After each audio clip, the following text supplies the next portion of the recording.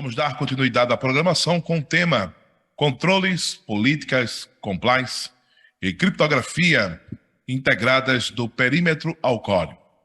Os participantes detalharão o conteúdo de forma virtual. Convidamos Felipe Biral, engenheiro de pré-vendas da Farimon. E convidamos também Fernando Amauri, diretor de vendas América Latina, Fornetics. Ok. Olá, pessoal. Olha aí, já temos o Fernando aí na tela. Tudo bem, pessoal? Bom Estamos dia a aqui, todos. presencial. Mandou um alôzinho aí, um tchauzinho aí pra gente. Olá, Aê! pessoal. Boa! Onde é que vocês estão? São Paulo? São Paulo. São Paulo, todos os dois? Exatamente. Com inveja, hein? Desculpa, Com tá? inveja Mas de eu tô no vocês aí, Recife. hein? Sinto muito, mas eu tô no Recife. Tá bom. É com vocês aí. Se der tempo, sobrar um tempinho aí no final da apresentação de vocês, eu trago umas perguntas aqui. O pessoal está perguntando bastante, tá bom? Com certeza. Então, é com vocês aí. Obrigado, pessoal. Obrigado, então, pessoal, por essa oportunidade de estar conversando com vocês. Como foi apresentado, hoje eu trouxe o Fernando Amauri, o Country Manager da Fornetics, para conversar com vocês um pouquinho em cima do tema de controles, políticas, compliance e criptografia integrada à nossa tecnologia, para trazer essa proteção do perímetro ao core. Né? Para agregar a nossa conversa, eu trouxe duas soluções que são líderes de mercado, que são a Farimon e a Fornetics. Né? Então, para abrir a nossa conversa de hoje, apesar da gente estar vivendo no dia a dia, apesar da gente, os coordenadores, os desenvolvedores, o pessoal da operação estar no dia a dia, né? Entendendo quais são os desafios, quais são as demandas atuais no ambiente corporativo, é importante eu trazer esse insight para vocês e entender um pouquinho sobre o ambiente de cibersegurança que nós estamos passando hoje, juntamente para fundamentar a ideia, né, a metodologia, o framework que nós trouxemos para conversar com vocês hoje. Né? Muito se fala das demandas corporativas sobre assegurar a nossa transformação digital, trabalhar com a inovação, sempre estando à frente no nosso mercado, no nosso âmbito de negócio, né, nas nossas regras de funcionalidade, quaisquer que elas sejam. Então, assegurando os nossos ambientes híbridos, que com certeza isso foi alavancado com a nossa pandemia, ainda bem que a gente está chegando aí no final dessa pandemia positivamente, né? Então, trabalhar com essa ideia de assegurar os ambientes híbridos e muitas vezes assegurar os acessos às nossas aplicações, né? Sejam elas aplicações que estão disponíveis dentro da nossa casa, sejam elas aplicações que estão disponíveis para os nossos clientes, né? Nessa balança, a gente sempre tem atrelado a realidade atual dos nossos negócios, né? Então, a gente falar sobre ausência de visibilidade, a gente falar sobre metodologias que trazem a gestão das políticas de forma descentralizada, com certeza mudanças constantes no nosso ambiente de desenvolvimento, no nosso ambiente de regras de negócio, né? Ainda mais, novamente, com a questão da pandemia, esse crescimento vertiginoso de números de dispositivos, sejam eles máquinas dos usuários pessoais, que foram para o modelo híbrido de home office, sejam elas máquinas dos nossos usuários BIOD, ou trabalhando com a questão de internet das coisas, que vem forte, né, na nossa realidade, sendo fundamentado, claro, por processos de negócio, processos de segurança, né, muitas vezes são manuais, né? Você não tem uma tecnologia, você não tem um embasamento para facilitar isso tudo, claro, com um time operacional que muitas vezes está sobrecarregado com o funcionamento, com o bom andamento do negócio, né? Isso a gente classifica como um modelo tradicional de gestão de segurança, né? Então, é claro para nós que essa metodologia ela não é mais efetiva nos dias de hoje.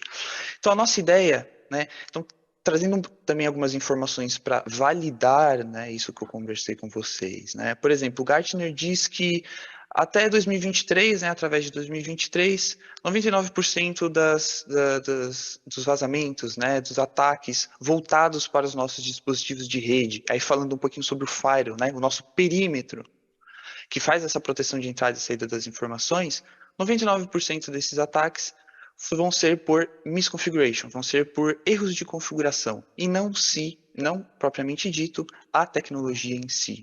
Né? Atrelado a isso, né, esses processos manuais, essas políticas de rede, né, que muitas vezes são manuais, consomem tempo, são passíveis de erro, como eu bem disse, vão adicionar aos custos operacionais, vão adicionar uma superfície de ataque muito maior dentro do nosso ambiente. Então, o insight, a ideia, né, de como que a gente poderia habilitar a nossa segurança, habilitar as nossas tecnologias. Nunca o problema foi a tecnologia. A tecnologia, a gente sabe que a gente tem diversos tipos de tecnologia que atingem diversos âmbitos da área de negócio, né? Então, como eu comentei, no centro desse diagrama, a gente traz uma solução, uma metodologia, um framework, que possibilite você ter conhecimento situacional, que você possibilite ter o gerenciamento das suas políticas de segurança, e não só isso, permita a automação das suas regras de negócio, a automação dos seus processos, né? Se faz muito necessário você integrar essas soluções, né? Tecnologias distintas trabalhando dentro do seu âmbito, com dados, e não transformando esses dados em informações, né, que podem ser trabalhadas, que podem ser utilizadas para o bom serviço do negócio, muitas vezes não são efetivas. Então, a ideia é você unir duas soluções, né, que trabalhem em áreas distintas, mas que em conjunto possam habilitar o seu negócio. Então, a gente pode ver nesse diagrama que a gente tem para a área de cybersecurity, proteção de endpoint, o CIEM para agregação dessas informações, threat intelligence, soluções que permitem automação como o SOAR, né? Para o time de operação, soluções de fluxo de tickets, né? As soluções de ITSM. Né? Então, é importante você, dentro dessa metodologia, habilitar essas soluções dentro do seu negócio.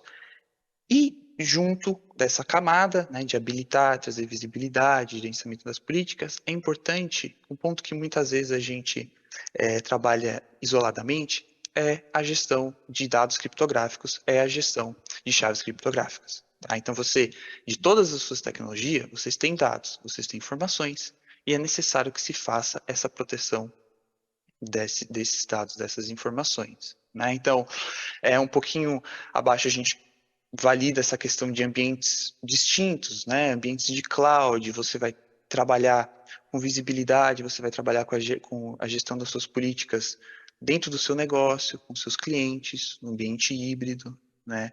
E integrando todas essas informações. Essa metodologia, muitos já podem conhecer, né, mas que a gente traz para a nossa conversa, é justamente essa gestão de rede unificada, né, baseada no Zero Trust.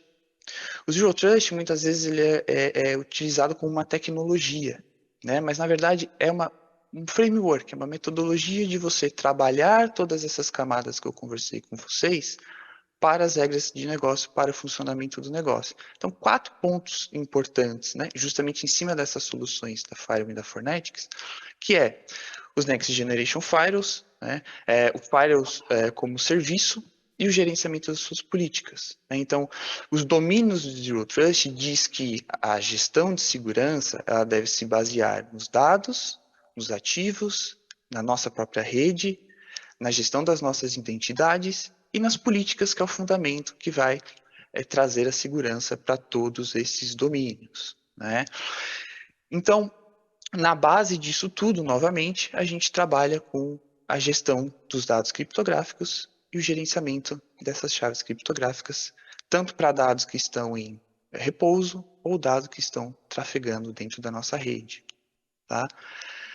Essas boas práticas, né, que eu trouxe para apresentar para vocês hoje, claro, não é um processo simples, não é um processo que a gente vai trazer resultados do dia para a noite.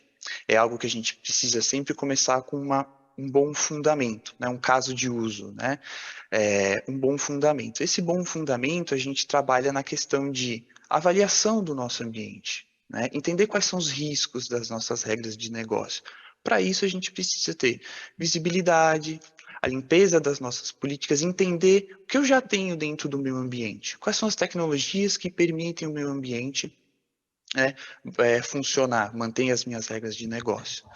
Uma vez que a gente trabalha em cima dessa fundação, essa base sólida de ter visibilidade, entender o nosso ambiente, a gente vai trabalhar com a questão de governança e compliance, né? Então, quais são as métricas, quais são as boas práticas que eu preciso para o meu negócio ou para o meu terceiro? Né? Então a gente vai trabalhar aí com controles, com a cobertura do nosso negócio, notificações, né? Compliance em tempo real, habilitando aonde entraria a solução, né? De modelo de riscos e análise do negócio. Então aí que entra a questão da Fornet. Né? Então você integrar as tecnologias dentro do nosso diagrama. Né? Então eu tenho essa base sólida e eu permito que as tecnologias tragam esse resultado para mim, não separadamente, mas sim dentro de um todo.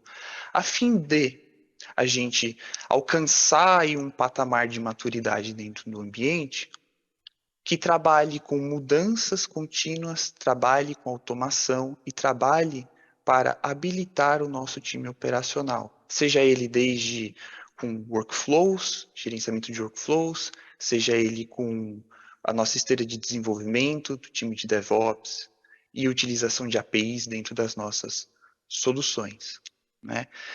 Então, entrando um pouquinho agora nesse âmbito da criptografia dos dados, né, da gestão de chaves criptográficas, eu trago o Fernando para conversar com a gente a respeito sobre essas boas práticas e alguns pontos que até a própria LGPD fala para a gente a respeito de criptografia de dados. Fernando, fica à vontade. Desculpa interromper, Fernando, antes de você falar, a Graça Sermou aqui, está me ouvindo? Da plateia? Está me ouvindo, Fernando? Estamos sim. Estamos sim. Tá. Felipe, antes de passar para o Fernando, deixa eu esclarecer com você aqui uma pergunta do Daniel Fernandes, aqui que chegou pelo online. Por favor. Ele diz o seguinte: vocês estão falando bastante em Zero Trust, já é a segunda abordagem de Zero Trust. Eu tenho uma dúvida, por exemplo, uma solução de antivírus já pode degradar as funções de um servidor. Uma ferramenta completa de segurança, algo que envolva um framework tão sofisticado, com inúmeras funções a mais, em cada servidor, não seria um buraco negro de recursos, ou a proposta de vocês de Zero Trust está acima desse impacto no ambiente de servidores? Justamente o segundo ponto, está acima do impacto dos servidores. A nossa solução foi como eu comentei, né? Não a nossa solução propriamente dita, mas a metodologia que vem por trás da ideia da tecnologia, né? É você integrar soluções que estão muitas vezes distribuídas dentro do seu ambiente, cada uma funcionando, cada uma trabalhando dentro do seu cercadinho, uma solução que habilite a integração entre elas, você não trabalhar com essas informações separadamente. Muitas vezes, nessa metodologia de Zero Trust, como ela vai trabalhar com a gestão das suas políticas de segurança, ela pode muito bem apontar alguma configuração, como eu apresentei no começo dos slides, que o problema não pode ser, não que seja na solução em si, mas uma configuração que poderia melhorar, um agente, no caso do antivírus, né, que não está na versão correta. Então, vai além dessa questão do buraco negro da tecnologia, e sim num todo, na metodologia de cada uma das suas soluções fazer o seu papel e elas se integrarem entre si. Espero ter respondido a pergunta. Obrigada, Felipe. Desculpa interromper, Imagina. Mas como era mais relacionada à tua apresentação, eu quis trazê-la nesse momento. É com você agora, Fernando. Opa, bom, obrigado, Felipe.